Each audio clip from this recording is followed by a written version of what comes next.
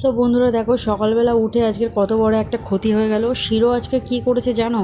দুষ্টুকে পুরো খামচি দিয়েছে। ওর নখগুলো বড় বড় হয়ে গেছে। সেটা আমরা অনেক দিন ধরেই ডক্টরকে বলছি ওর নখটা আর লোমটা কাটানোর জন্য, তো আসছিল না।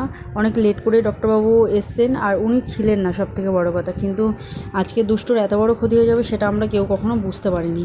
বাট শিরো যখন ওকে খামচি দেওয়ার পরে দেখো চুপচাপ বসে আছে ভয়ের জন্য।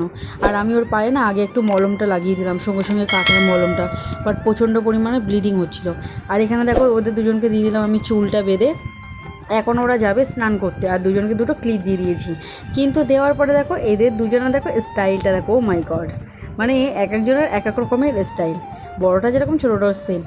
তো আজকের কিন্তু দুপুরবেলা রান্না হয়েছিল এই যে পাঁচমিশালি সবজি করেছিলাম আর ডিম আলুর ঝোল করেছিলাম। সো ওদের কিন্তু সবারই খাওয়া হয়ে গেছিলো, বাট আমার খেতে কিন্তু লেট হয়ে গেছিলো। আর বেজে গেছিলো কিন্তু 4:30 5টা। আর আমি খেতে খেতে টিভি দেখতে ভালোবাসি, সেটা তোমরা সবাই জানো। বাট আমার খাওয়া কিন্তু হয়ে গেছিলো, কিন্তু তারপরে সন্ধ্যাবেলা ওরা প্রাইভেট পড়তে গেছিলো।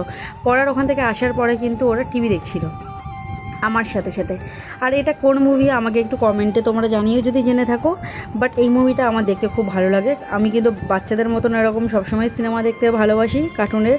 আর এখানে দেখো, মানে ও একটুখানি ফল পেয়েছে কি পায়নি, বাট চেটেই একদম পুরো লাফালাফি শুরু করে দিয়েছে। কারণ এইবার তো ওকে পারতে হবে, বাট এইটা পারার জন্য ও কতটা ট্রাই করছে তোমরা একবার সবাই দেখো। হারে বেচারা! বাট আমি এত মানে হাসি পেয়ে গেছিলো, আবার এদিকে মনে মনে একটু কষ্টও পাচ্ছিলাম। কিন্তু বেচারা অনেক চেষ্টা করার পরেও ও কিন্তু একদমই ফলটাকে পারতে পারবে না, ও দুম করে পড়ে যাবে। আর আমার খুবই খারাপ লাগছিল। একবার দিচ্ছে ফু, একবার দিচ্ছে হা, একবার তো দাঁতের জন্য ট্রাই করছে। কিন্তু আহারে বেচারা শেষ অবধি পড়েই গেল। আর পড়ে গিয়ে বেচারার পাটাই আটকিয়ে গেল। বাট তখন সেই সময় খুবই হাসি পাচ্ছিলো, প্লাস একটু দুঃখ লাগছিলো। সো যাই হোক, বাচ্চাদের সাথে সিনেমা দেখা বা মুভি দেখা, বিশেষ করে তো কার্টুনের, ভীষণই মজা লাগে। কারণ ওরা যে হাসে না, ওদের হাসিটা কিন্তু সব থেকে আমাদের জন্য একটা বড় আনন্দর বিষয়। তো ওদের সাথে সাথে কিন্তু আমিও একটু হেসে নিয়েছিলাম। আর তারপরে না আমি না ঘুমিয়ে পড়েছিলাম।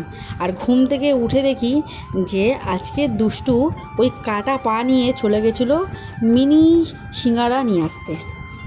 তো ও নিয়ে আসার পরে আমাকে খুব জোর করছিল খাওয়ার জন্য, বাট আমি খেতে চাইছিলাম না। কারণ আমি জাস্ট ঘুম থেকে উঠেছি, মুখ ধুইনি, উঠিনি, কিছুই করিনি। তারপরে ও খুব জবরদস্তি করছিল। বাট ও অত কষ্ট করে নিয়ে এসেছিলো, তাহলে আমার একটু খেতে আর কি বাকি আছে? তো সেই জন্য আমি একটু কামড়ে খেয়ে নিলাম। বাট খাওয়ার পরে কিন্তু আমার একদম ভালো লাগছিল না, কিন্তু তাও আমি ওটাকে গিলে নিয়েছি অনেক কষ্ট করে। তো যাই হোক, চলো আর বেশি দেরি না করে এবারে তাড়াতাড়ি ওঠা যাক, কারণ সন্ধ্যাবেলার যে কাজগুলো পড়ে আছে। আর আমি তো আজকের অনেকক্ষণ ঘুমিয়ে নিয়েছি। কিন্তু এবারে আমি রাতের রান্না বান্না সবই করে নিয়েছিলাম। নেওয়ার পরে কিন্তু আমি শিরোকে খাবার দিয়ে দিয়েছিলাম।